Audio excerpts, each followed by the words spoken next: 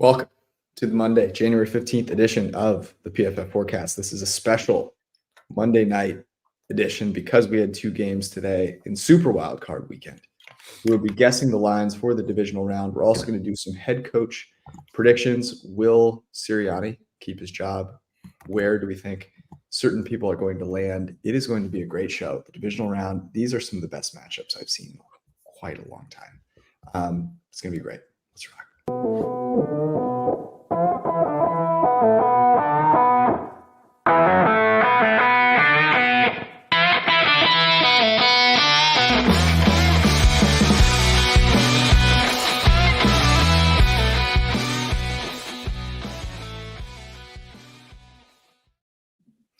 I'm sure that there are a lot of very sad Philadelphia Eagles fans out there. Brad, you've prepared a lovely, very short, 20 or so minute expose on what a blitz is. Very excited for this. Where would you like to start? Yeah, a hot route isn't just like when a route is sexy and it's looking spicy out there. A hot route is what you do when you know there's pressure coming because Todd Bowles dials up a blitz, I don't know, half the time, it seems like in these playoff matchups. And what you do is you throw the ball quickly to a predetermined route, or, you have extra protection kept in. It was nuts. It was like and it's been a problem for the last month too. The people have been writing full articles about it, and they just never adjusted to it.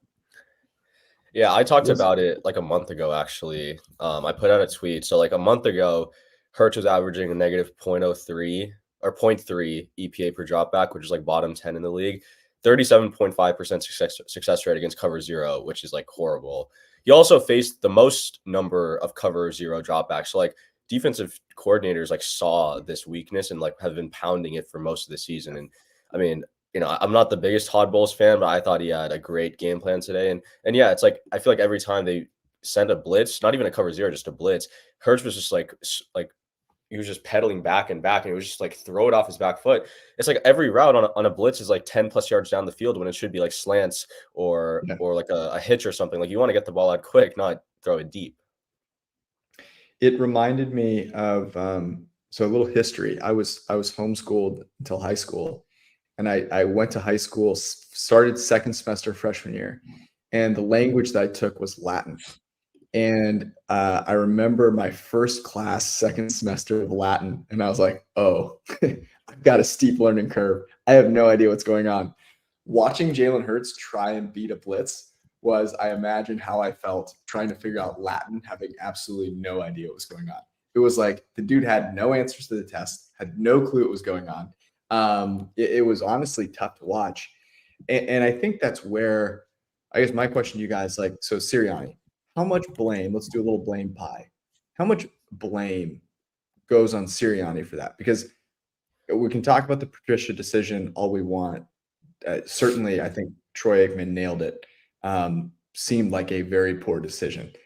They played worse teams after and were not any better defensively with my guy, Matt Patricia. But the offense is where Sirianni, really should be in control. Brad, start with you.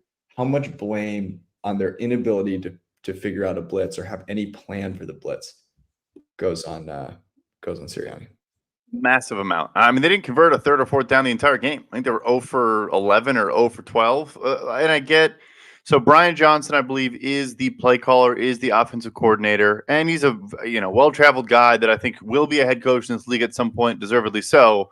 Guessing maybe not this cycle. But when you transition from a guy in Steichen who had called plays for multiple teams and was clearly a hotshot coordinator, we've gone on to see that now, you should be even more involved than in the past. And Johnson had not called plays at the NFL level. He did call plays in college at a couple stops. But this is a brand new play caller at the NFL level. So, yeah, it's obviously not just Nick Sirianni, but Arjun's talking about, he's identifying tendencies in week 14. And so if, let's say if Johnson's not doing the correct thing, then Sirianni needs to step in. Look, at the end of the day, it's your side of the ball. You're the head coach of the football team. And so, yeah, a massive amount. And there was a good tweet from, the guy, the Honest NFL on Twitter, who obviously worked for the Eagles at some point. And he was just like, there's a system and a scheme. And to me, like, scheme is like, here's the plays we run, or the style we run. The system is like, when we see this look, we can check into these plays, or we can check into this protection. Like, and what he's saying is like, it's not a specific like this play. It's more of just like here's our counter, or here's our answer to different things we see at a like fundamental level. And he's like, I don't know what their system is. Like, I don't know what their answers to the test are, so to speak. But yeah, anyway. Yeah, I think the best way of putting it is like, I feel like the Eagles run their offense like they're a top Big Ten program, which is like, we're just better than you. We have a great roster and we're just gonna beat you. Like, we have good players. We know they can win one-on-one. But once one of those players leave, once one of the most important players, probably the most important player in AJ Brown leaves, I mean, their target share is just Dallas Goedert and Devontae Smith, and you just can't win like that. You just can't. And I think, I mean, this was the blitz issue is not just a one-year thing. Like, this happened last year as well. When I remember I was previewing the Super Bowl between Chiefs Eagles, and Hurts had like a below average EPA per dropback versus the blitz even last year, and they did nothing to really rectify that. So yeah, I mean, I think it's a pretty big Sirianni issue, and changing play callers.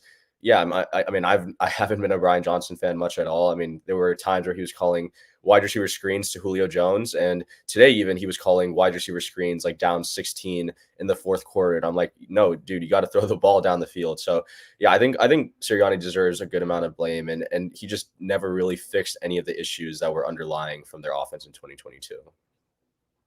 Jalen Hurts, 6.7 yards per attempt against the blitz this year.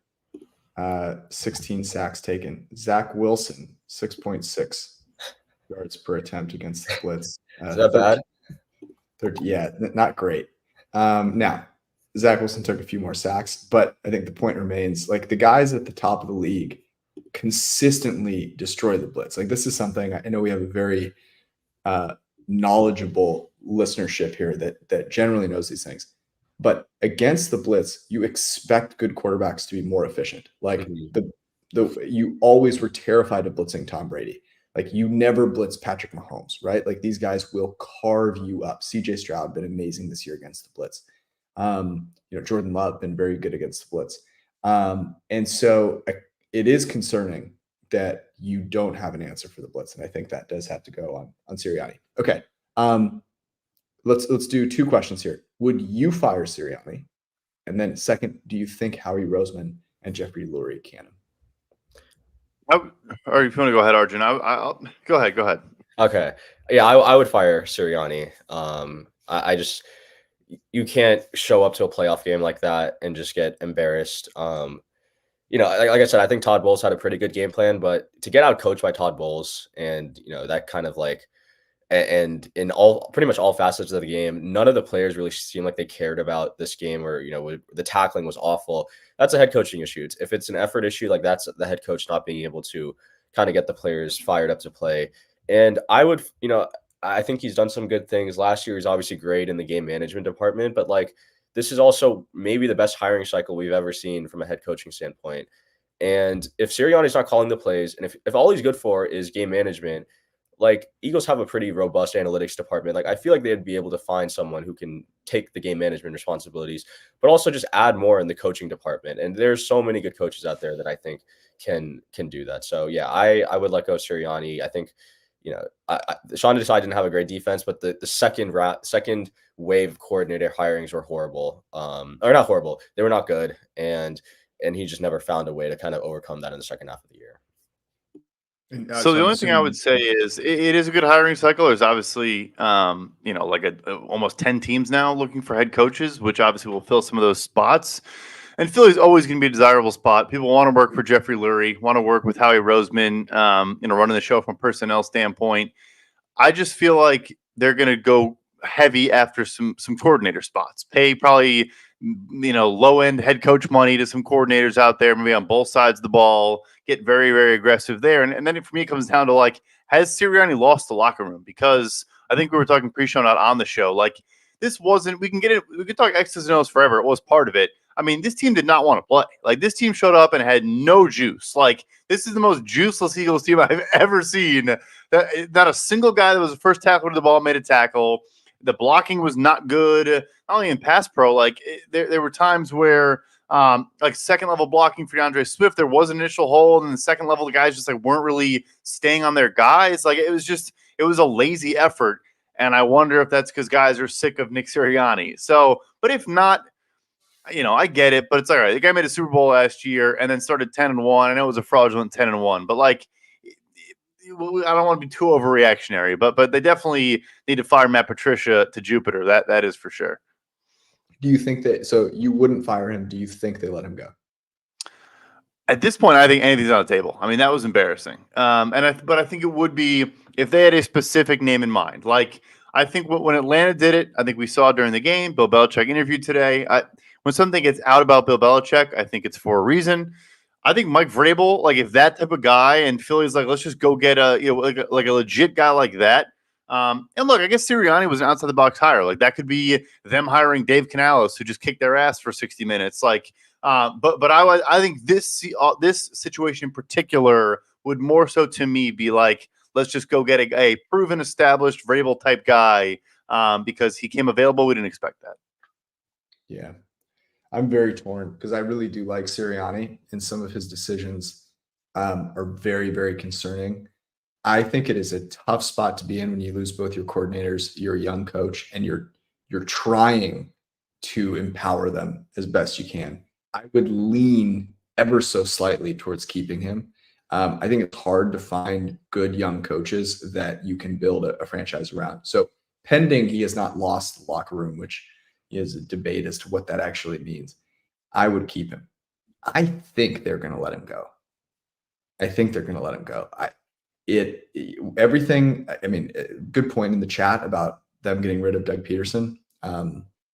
They fired Doug Peterson, so like anything's on the table. It's about how they lost that game. It was honestly maybe more embarrassing than the Cowboys.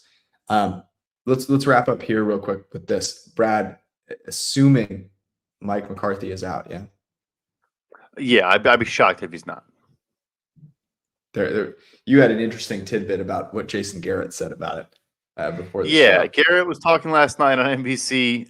For those wondering why it hasn't broken already, and he was like, "Look, Jerry kind of has let's a cooler head prevail initially. He'll come out of the locker room. He'll like be supportive. Thank guys for contributing for the year. Like, he will be very level-headed about it." And he's like, and then like 48 hours later, you don't want to hear from Jerry. So yeah, I do think that the McCarthy thing sometimes goes too far. I mean, that playoff game was embarrassing. I would say it's worse because it was at home, whereas at least the Eagles, I know home road is a joke. I mean, everyone thought Dallas was going to win that game or cover the spread because they played at home, which was funny. And they got whomped. But like McCarthy, like, he's not terrible. I don't know if he's going to get hired 10 seconds later, but I think Jerry's going to go a different direction. Which I think that would be like, it's not funny to see people get fired, but that would mean the only coach that didn't get fired from the NFC East is Brian Daboll. And I'm not sure if you guys read, there was like an article that came out today from the New York Daily News, and it just talked about how, honestly, like, it just made Daboll seem like such a bad coach. Was basically in feuds with Wink Martindale during the game. He would say that, like, there'd be a game where it's like, the Giants had 10 points, and he would blame Wink for allowing the Jets to score at the end of overtime. It was such a bad look. And it doesn't sound like he lost the locker room, but like, players went to bat for Wink, and I didn't really see much positivity for Daboll.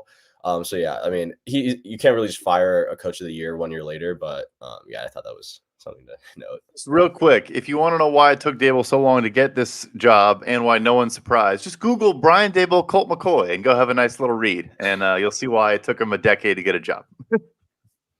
I need to refresh my memory on that story. I will say we are like just 6 weeks away from a 3-part hit piece about noted Al-Qaeda supporter Sean McDermott. So anything is possible. Anything is possible. You can resuscitate your career no matter what comes out about you. Okay, let's do some quick predictions here. Let's start with I'm guessing we all think Arjun's Chargers are going to grab Harbaugh. Is there any fire there, Brad? I think it's going to get done. I just think the big thing that I think is going to change the calculus here, I think Arjun will like to hear this. I don't know if it's true per se. Obviously, you're losing from Michigan, which is tough. But I think what's going to push it over the finish line is Harbaugh is actually going to relent on having control over the 53 or final say over the 53, which is in contracts. I think he's going to relent there. And, I get why he wants it. And honestly, he probably has a right to ask for it. But look, John Harbaugh doesn't have it, never has. Ozzie Newsome had it. Now Eric DeCosta has it. So I think that's going to be the deciding factor. And I think he's going to get it. I think they're going to get that done. Who's the GM? Arjun? I think it'll be Ian Cunningham. Yeah. I'm curious what Arjun thinks. Yeah, I think it'll be Cunningham, which they haven't really done a huge search, honestly, for their GM. So Cunningham is someone who's worked under Howie. He worked with the Ravens for a couple of years, so he has ties to John Harbaugh. And then they're also interviewing Ed Dodds, who's the assistant GM from the Colts. And I know him and Harbaugh have a connection. I forget where it's from. It was the Raiders initially, like 20 years ago, I think. Yeah, it was the Raiders. And interestingly enough, Dodds is interviewing with the Raiders also for their GM job. So yeah, I think it probably is going to be Cunningham, and we'll see how good he is. Cowboys. It's so fresh. I mean, I think Bill's going to be Atlanta, so I don't want to give them Bill. Arjun, go ahead. I'm gonna guess Vrabel. Yeah, I'll go with Braves. I like that one. Yeah, that's my guess as well. And I love the Belichick Atlanta. I think that makes a lot of sense to me. Do you think Bill chooses Atlanta? I think it's a mutual respect and interest there. I think the funny thing is we forget, Thomas Dimitroff and Scott Pioli ran that building for 15 years, and they both came from the Patriots. There's a deep-seated connection there. They probably set up their scouting department during that period to kind of model and reflect that setup. So, and obviously you had Dan Quinn and different coaches that maybe changed how that looked. But anyway, I think there's mutual interest. We talked about it. He has real estate in Nashville, which is 3.5 hours away. He's probably interested in that part. And frankly, if I'm him, I know the quarterback isn't there, but good O-line, good weapons, good defense, and you have the 8th overall pick. You probably go get a Jimmy G and then draft the third quarterback on the board. There's enough there that I think it's appealing because I don't know who else is. I mean, I guess Dallas, but he's not going to Carolina. It's got to be somewhat ready-made. Yeah. I think there is a mutual respect between Bill Belichick and Jerry Jones, but I'm not sure that means they want to work together. Yeah. It's you can have mutual respect for someone. I don't know if Jerry Jones and Bill Belichick work. Whereas Arthur Blank is much more of a behind the scenes support your guy sort of situation. Jerry Jones is out there talking. Doing weekly radio shows. I can't see that, and the Belichick way of doing things actually makes sense. So I agree with that. I think Vrabel's the right personality there. I will say this though.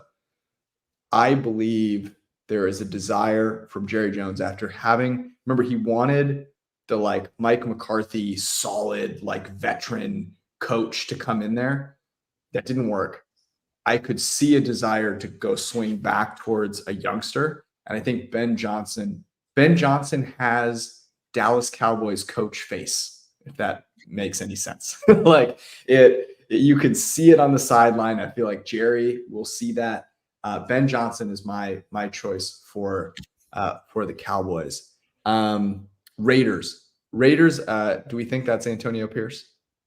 I think they're going to lock it in. Yeah, I mean Max Crosby. Pretty wild for him to just be I'm going to demand a trade if they don't hire him. But hey, players exerting leverage. If you're him, it's I get that you want to hire some big name, but the first guy you hired got fired for racist emails, and the second guy you hired that we ran him out of here and sparked up Stogie's 20 games into his tenure. So just keep the guy we all like. So anyway, yes, I think it'll be Antonio Pierce. Where does Vrabel end up? Dallas. You think Dallas too? Or I guess the question is if you're talking about how Belichick is going to butt heads with Jerry about not just like the public persona stuff, but like the 53-man roster control. I mean, Vrabel had issues with ownership, and he wanted 53-man roster control after John Robinson got fired last year, and he wasn't a fan of hiring Rand Carthon, who didn't let Vrabel have roster control. So I don't know, that one could, like, I think Vrabel makes sense, and I think he is someone who can maximize a lot of the talent they have on their roster. But yeah, I think the roster control thing is something that we should think about more. The Raiders would actually make a lot of sense for him if it weren't for the Pierce situation. I think that would be a perfect fit. But yeah, I actually think that Vrabel is the one coach who, like I think Max Crosby is saying that in support of his coach. But if you brought Vrabel in, I feel like you would kind of have to respect that. I like Vrabel to the Raiders. I also like Vrabel to the Seahawks. I think they're looking for a person that can come in and establish a strong culture that needs to be a strong culture builder, because you just had one in Pete Carroll. So I feel like Vrabel makes a lot of sense there in Seattle. What do we think? I have a feeling we're going to all be on the same page here. What about our Washington Commanders? You already guessed my guy, but I think Ben Johnson is the Commies head coach pretty soon here. So you don't think that the Bobby Slowick is coming to Washington? Because I'm here. It would make a ton of sense with Adam Peters. He's obviously, coming off a phenomenal playoff game. Yeah, no, I just think it's going to be Ben Johnson. But yeah, I mean, no, that's true. That's true. It's a lot there. Although he was on the staff in 2013, so the graphic gets fired up again. You bring back the prodigal son. Yeah, maybe. Why not? Yeah, I really like Slowick to Washington. Find a way to get Caleb Williams somehow. Although my dark horse for you, Brad, I slacked this to Brad this morning because I'm ruthless. I'm absolutely ruthless. Cowboys blow it up completely. They trade Dak to the Bears, go up to number 1, and grab Caleb. Caleb becomes a Cowboy, and Brad gets 10 years of Dakota Prescott in Chicago. Yeah. Obviously, I don't want that. Oh, I mean, Dak would immediately be the best. It would immediately be the best Bears quarterback of all time by a mile. I mean, look, you thought you could hurt me with a joke hypothetical, and then in the real world, the Bears interviewed Gregory T. Roman today for the offensive coordinator job. So, like, truth is harsher than fiction. But anyway, we'll see. We'll see what goes on there. I've liked most of the interviews. Let's not hire Greg Roman though. All right. Where does Mike McDonald end up? So I put together predictions like last week, and I literally could not figure out where he should go. I just legit couldn't find a place. Like I could see the Titans maybe. I could see, like, if the Eagles let Sirianni go, I could see him going to the Eagles. I think that'd be like an analytically savvy move. And Eagles and Ravens kind of have that pipeline in some ways. Like they always have guys that work in both front offices and coaching wise. So yeah, I would Eagles or Titans would be my two guesses. Where it gets interesting with these last openings, and obviously we are in support of this theory at its core. But McDonald, I think, is an elite coach and probably an outlier. But like Carolina has made it clear they want to go offense. When's the last time Philadelphia had a defensive head coach? The 80s. Because Jeffrey Lurie, and they've been at the forefront of that as well. Who else did you just mention? The Titans. Titans, I think, they kind of make sense to me because I don't think they're hell bent on a side of the ball. He brings a ton of juice too. Like you probably through Michigan or whatever. He's an energy guy too. So anyway, it's weird. A lot of the final openings they skew offense. Like I think Carolina, if they strike out on everybody else, should just try to hire him. Like he's clearly an elite candidate, but they might just be hell bent on offense, maximizing Bryce Young, which I get, but Seattle, I think, is an interesting one, depending on where Vrabel ends up. I could see that as well for Mike McDonald. All right, It is about that time. It is divisional round, guess the lines time. I think this is my favorite round of the playoffs. You get 4 elite matchups. Obviously, conference championship, Super Bowl, fantastic. But you get Saturday and Sunday. It's really fantastic. By the way, if there is a weekend to go to Vegas to watch the games, I think this is the weekend. Before we get there, a couple of things to note. Prize Picks, the largest daily fantasy sports platform in North America, where we are the easiest and most exciting way to play DFS. It's just you against the numbers. It's very easy. Here's how it works. You pick more or less on a particular player or stat. You pick for 2 or more players between 2 and 6, pick more or less, and then you can get paid up to, I think it's like 20x your buy-in. So it is super easy.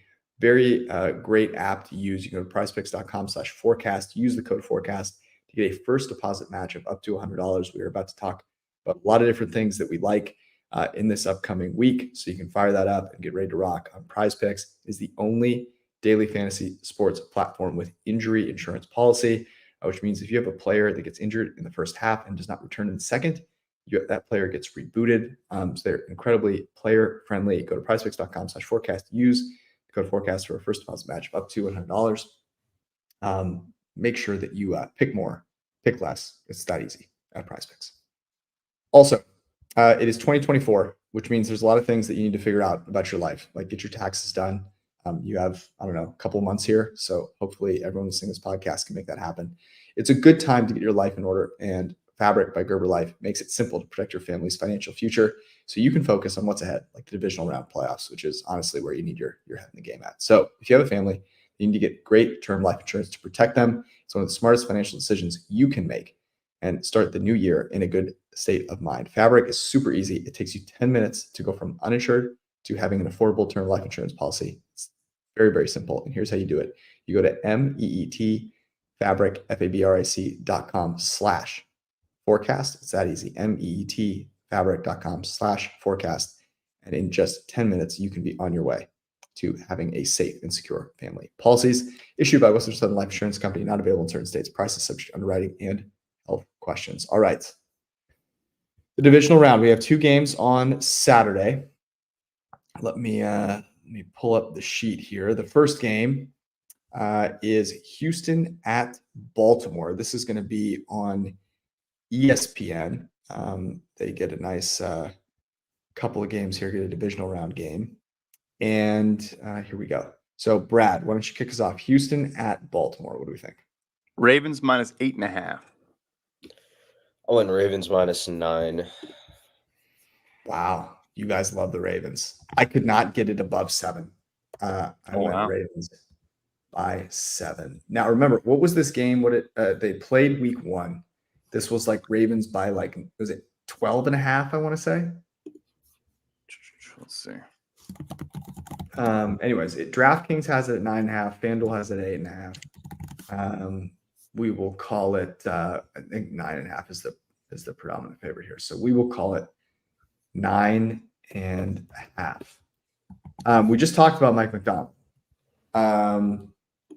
So you guys are pretty on the money. I'm going to take Houston here. I like getting 9.5 points. I know that Baltimore kicked the crap out of the Niners. Similar type of offense. I know they're super well rested. CJ Stroud isn't quite the better quarterback getting points, but he's damn close. And getting 9.5 to me is just a lot. It's a lot. So I see the reason why it's 9.5. It makes sense. But I will take CJ Stroud getting close to 10 points.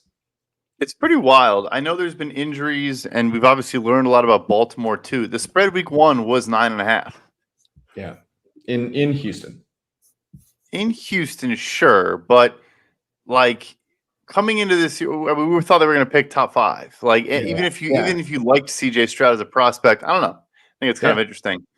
That was my take on this, right? Like I was thinking back to this, and I was like, I remember because I took Baltimore in Circus Survivor. And I remember watching that game. We talked about it on the podcast after. Like, I know they covered, but it wasn't like particularly convincing. And of course, Houston goes on to kind of figure it out, and they've gotten, I would say, multiple points better from that point. So this was in Baltimore, actually, week 1. Was so it? Yeah, so the spread hasn't changed. They're basically, I guess like upgraded both teams. Wow. You agree with that, Arjun? I mean, you had it at 9. Right?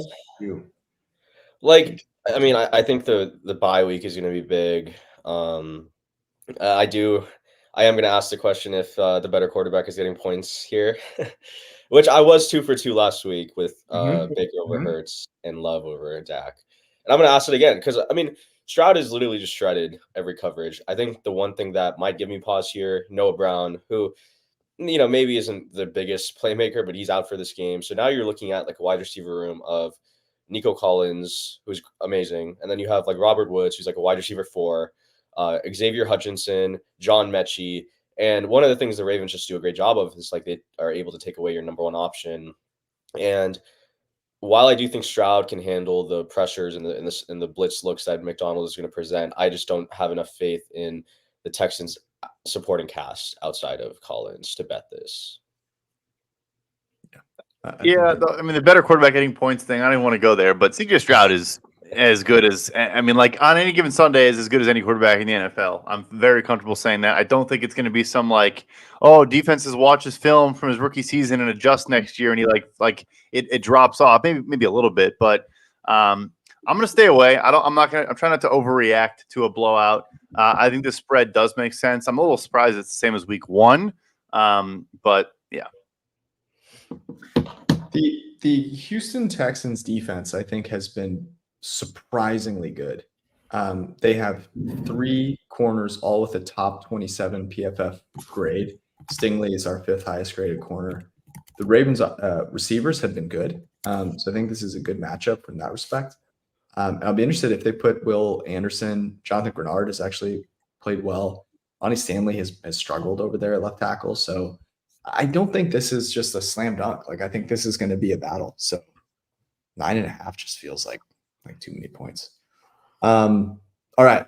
But I'm the only one with the cojones to take CJ Stroud, let it be known.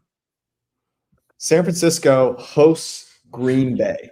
I don't think there is you could not define top of the market without a picture of the 2023 Green Bay Packers right now. This is the top of the market for the Green Bay Packers. Since week 10, no quarterback in the NFL has a higher PFF passing grade than Jordan Love. By the way, the second highest passing grade over that time period is Brock Purdy, 91.8 for Love, 91 for Brock Purdy. So this is a matchup of the 2 best quarterbacks in the NFL since week 10. I'm going to go ahead and go out on a limb here and say the one with the higher grade is getting points in this game.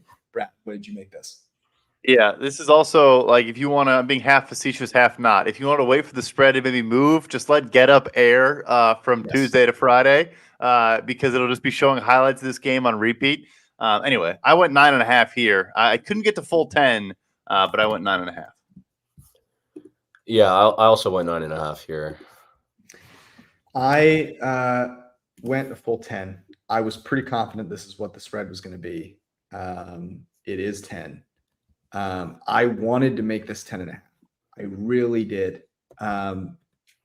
This is like, if this were Aaron Rodgers, this is almost like heresy to say. If this were Aaron Rodgers and the Green Bay Packers, like I'm buying all the Niners alts. I mean, they owned this Aaron Rodgers team.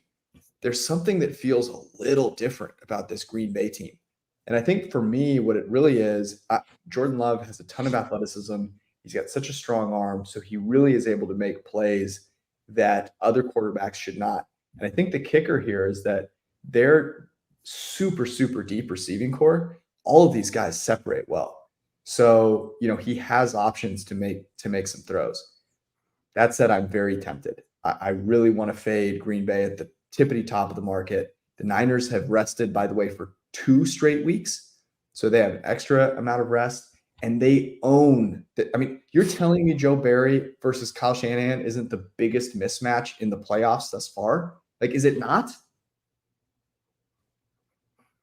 The thing too with like the receivers getting separation. I mean, they also like I mean, Matt LaFleur, what he did to Dan Quinn in that game, like in under 2.5 seconds, had guys 20 yards like of separation. And I wonder if that is going to happen against this Niners defense. A, I think they'll get more quick pressure. But just B, they know the principles. They know what LaFleur is probably trying to accomplish. You know, Shanahan obviously infamously quoted like, "Yeah, I wanted to be Dan Quinn's OC so I could just learn how to beat his defense." And obviously, has done that since.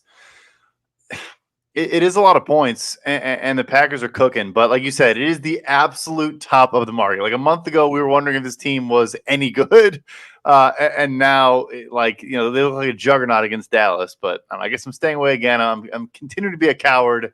If anything, no, I would lean Niners here. I just think the end of the road has to come at some point for this Green Bay team. Thoughts on Niners team total over 30? Because I think that's what the implied team total is. You think that's too many points? I don't think it's too many. Joe Barry still exists. Yeah. And I mean, how long has Joe Barry been the defensive coordinator for the Packers? Probably like 4 or 5 years. Okay. Yeah, 4 years now. I encourage people to go look at what Kyle Shanahan has done to Joe Barry in the Packers. Yeah, exactly. This has been I know they have played well recently, but this is an enormous mismatch. Enormous. I really think it comes down to, so Arjun, I think what you're getting at is the Niners scoring points feels inevitable. And I agree with that. I think that is inevitable. It really comes down to me is what sort of faith do we have in the Packers to score on the Niners, and comparing and contrasting the Niners to the Cowboys. The Packers were able to take huge advantage. You called this out immediately, Arjun. They ran a ton of 12 personnel, and the Cowboys matched it with dime and just got eaten alive. And then the defensive backs, forgot that they shouldn't have taken shrooms before the game and were found on different planets when they ran passing plays. The Niners don't have to do that. They have linebackers that can cover. They'll be able to bring those guys in, I think, stop the run decently well. And play a very different game than Dallas, so I think the question is, do you think Green Bay can score on San Francisco? The thing, first of all, I'm just 33 on Dallas. There's a clip on the Aaron Jones rushing touchdown. Brother, I don't know what you were doing. The difference with Dallas and that deep, they don't have linebackers. They literally do not have linebackers on their roster. And it goes to the Ravens against the same offense. And then this matchup as well, where then you have a Fred Warner, and Dre Greenlaw, even the depth pieces there at linebacker. They're not going to attack the middle of the field the same way. I think they'll score to a degree, but also they have a seventh round 2022 left tackle, a fourth round 2022 right tackle that have been awesome. I would like team total more than I would go for the over here of 50, which is pretty high. They'll find a way to score, I think, here or there, but. Yeah, this matchup is way, way worse than Dan Quinn's defense. That literally, we talk about personnel issues, just not adjusting at all the entire game. Obviously Jordan Love, Matt LaFleur did a lot, but how many touchdowns were just walk in wide open of the ones they scored? 2 or 3 of them of the 5 they scored in the first, 3 quarters. So, yeah. Yeah, so I'm gonna take that actually, just team total over 30.5. Do you see a first half team total? Let's see.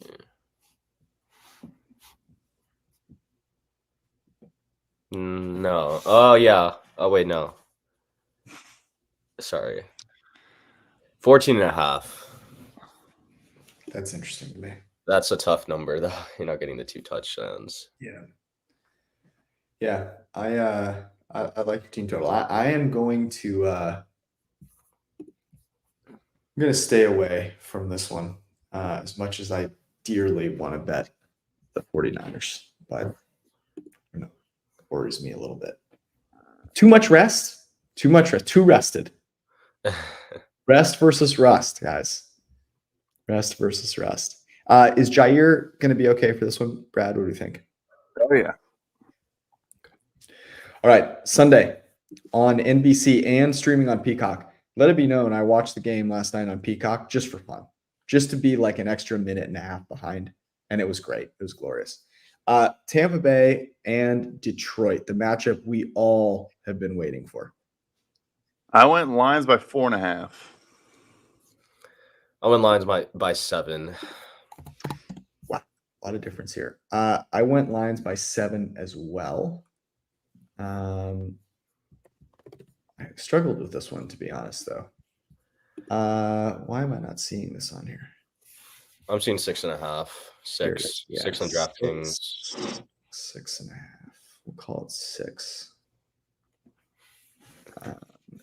Interesting. So obviously, when these two teams played, they played in Tampa Bay, right? Yeah. I believe. This is an interesting matchup, right? Tampa Bay did a very good job stopping the run, has done a very good job of doing that all season. That's obviously one of Detroit's strong suits. Again, you're buying Tampa at the tippity top of the market in this situation. To me, the fact that Jared Goff was able to get over the hump against the Rams, I feel like you play a little free and easy in this game. You've won one. So I could really see them just kind of lighting up Tampa Bay here. They definitely could. I don't hate the over, I suppose. I'm just sitting here thinking, the Rams, they scored the red zone trips. They didn't score a single time.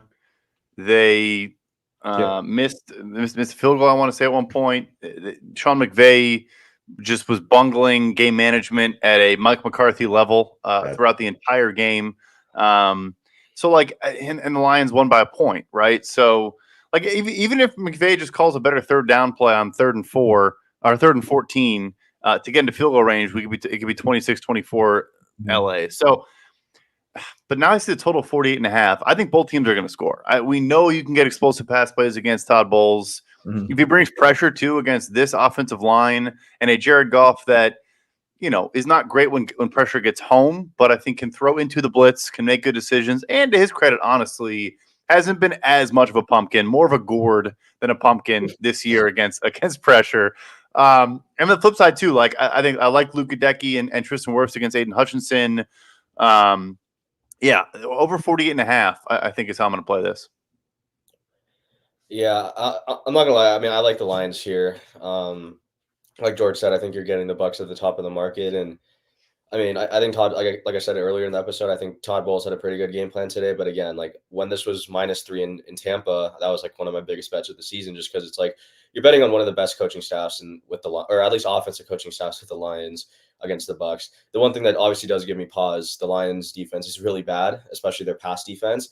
And I was a little bit surprised. Canales was throwing the ball on early downs. There wasn't a run heavy a game. One of the props I wrote up was Rashad White over 16.5 attempts, which got there, but it was a kind of a sweat. And so if Canales does kind of commit to the pass, I think the Bucs could cover, but I think,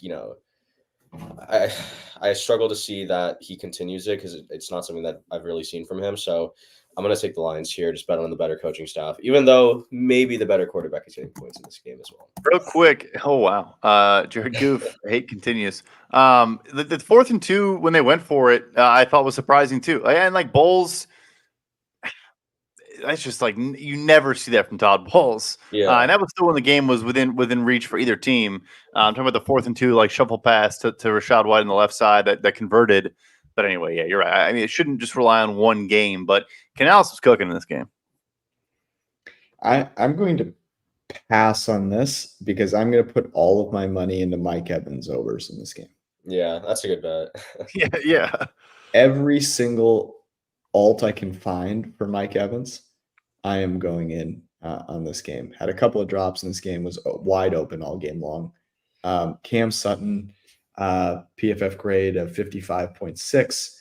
The great Kindle Amazon Vildor combination of Amazon and a J.R. Tolkien novel has a 55.7 PFF grade.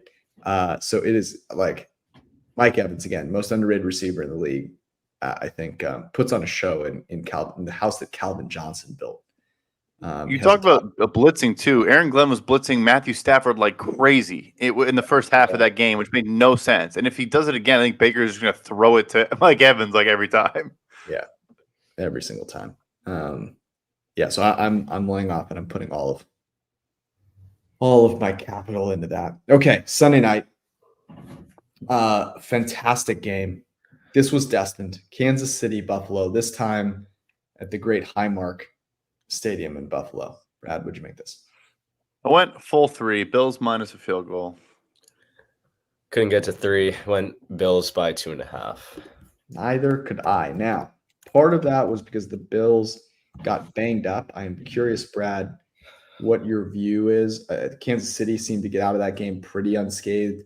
Buffalo, less a day of rest and getting banged up. What are the injuries looking like?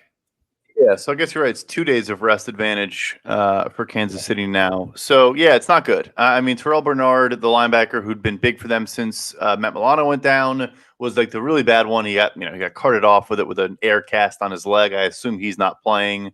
Rasul Douglas should be good, which I think is obviously massive, for this Bills secondary. But yeah, I mean, I know Kyrie Elam had the pick, but the 2 plays before that were horrible. Yeah. So yeah. I know Arjun was giving me shit, deservedly so. But also, No, you were like, I mean, that I feel like he didn't even see the ball, and he just like, it was a weird pick. Yeah, it was just hit him in the hands. Like Mason Rudolph just threw it late and behind the receiver, and he turned around and just hit him in the hands. But anyway, so there's those ones. I forget who else am I missing here. I know there was the linebackers and corners in particular. So Rasul Douglas, Benford. Yeah. I haven't seen anything definitive on anyone. And like I said, the one that we know, I think, is Terrell Bernard is not going to play. Teron Johnson in the slot, I think, went out at a time too. So most of them are question marks, but I think most of them could probably find their way back. Yeah, we know Douglas is playing. I mean, you very rarely get an opportunity with a total below 47 to tease Patrick Mahomes out to 8.5. Unfortunately, there's nothing that you can really tease it with, rather unfortunately. But that is something to keep in mind. Man, I mean, Brad, you're the only one that's off on this by anything at all. Are you taking the Bills? No. I guess I probably just didn't account for the injuries enough. I mean, you're going to be shocked to hear this. I know we're not. Well, you guys call them the Kansas Shitty Chiefs now. 2 days extra rest, all the injuries. I mean, I don't know. Josh Allen was still Josh Allen a lot today, but I think Kansas City is going to go to another AFC Championship game. It's painful. I wanted to fade the Chiefs so badly. They had such an incredible matchup advantage. And then it feels like they're getting lucky is the wrong word, but like the good side of variance once again, where they get a banged up team, they get 2 extra days of rest. Man, it's absolutely brutal. It's brutal. Yeah. No, I knew you were getting ready to jump on Buffalo. Yeah, I mean, getting Mahomes as a dog is always intriguing. I think the thing here is like with Josh Allen, I mean, he's usually due for like one bozo play a game, but Kansas City's defense has forced like one of the lowest percentages of turnover worthy plays this year. So I don't necessarily think that Mahomes or the Chiefs defense is going to be able to like sucker Allen into a bad pick or like a bad fumble. And I mean, I think this is a game that we could see Buffalo's lack of secondary receivers kind of hurt them. This could be, I think you're going to have Snead shadow Diggs the entire game. I mean, if you're looking at props wise, like I really love Shakir. And I'm curious to see what they do with McDuffie because, he's kind of been their slot guy, but I don't know if they trust him on Kincaid, who's probably like 6 inches taller and like 30 pounds heavier. So yeah, props wise, I'd be looking at Shakir just because of Chiefs man and then Bills having to throw the ball. Yeah, props to me are the way to play this. I don't know what Josh Allen's rushing prop is going to be, but he might have 20 carries in this game. This is their chance. This is their chance. Like if they don't leave it all on the freaking field in this game, this is, the dude better like sacrifice. He's putting his body on the line. This is a Josh Allen legacy game right here. And I think he, especially with Snead covering Diggs with Davis being banged up. Who knows if he plays or not? I think that's an easy one. And they ran him a lot against Pittsburgh. Arjun, do you like Khalil Shakir if you don't know that James Cook's going to get 20 first half carries? Do you still like Khalil Shakir? Because if you don't establish it, then he's not going to break 7 tackles on a play. Who was it that said that? I think it was Dungy, I think. Yeah, I mean, not surprised that a defensive coach would say that. I mean, you gotta establish it. And of course, you could see the tackle. They didn't want to tackle because they've been trying to tackle James Cook for a while. Someone said Kansas City money line. I do like that. Sadly, Travis Kelce looks like in the original Space Jam where the NBA players get their talents taken by the Monstars. Like that's what it looks like happened to Travis Kelce. Like he just forgot how to play. Yeah. It's funny too because go ahead. No, all you. That is in an ideal world, like that would be the prop with all the linebackers out, with the safety play from Buffalo. How it's been, Poyer's been fine. He can cover tight ends, but like that, I think if you wanted to go prop on, like if we're talking props, we say props is how you play this game. What is your counter? What's your favorite Chiefs prop in this game? Patrick Mahomes over rushing. Yeah, that's a great pick. Okay. That's my favorite. I think both. We're going to see both quarterbacks have to put the team on their back, and Judah, by the way, in the chat, Judah today. We talk a lot about Judah and how sharp of a bettor he is. Judah was a completion away from a 500K parlay hit tonight. Okay. Yeah. Anyways, shout out to our guy. But what I think Judah calls out rightly in a lot of these situations is most of these totals are based on past performances, and how a team will play maybe in an upcoming game might not be a true, mean of what their past games have looked like. To me, that is the case here for the Chiefs and the Bills, right? They haven't really had to lay their quarterbacks on the line. And in this situation, I would anticipate that both of them do. Thank you, Brian. I work hard on this. Okay. This is what I do. All right.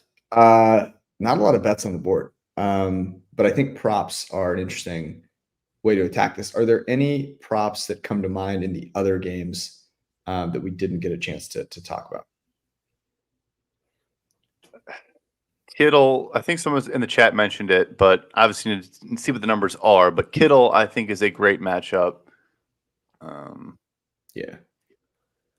Let me check. I think one of them that I thought about that I bet earlier this year was Lamar under rushing. And I didn't bet it against the Texans, but so his props 51.5. Yeah, it's kind of low. All right, never mind. Ignore that. Yeah. Be interesting to see what Nico comes out at. He's 82.5 on FanDuel right now. Yeah. I mean, he's been so red hot, but I do think that's where Baltimore is particularly savvy. So an under there is interesting. Yeah, I think, the point about Kittle makes a lot of sense. This has the makings or the feelings of a Debo game to me for San Francisco, just in the way that they can take advantage of Green Bay. I think they will really work on getting Green Bay moving laterally, as they have done in the past with great success. And I think that spells success for Debo. So he's one that I think is interesting as well. Yeah. Okay. Well, that is our show. Great Monday night episode. We'll be back on Wednesday evening.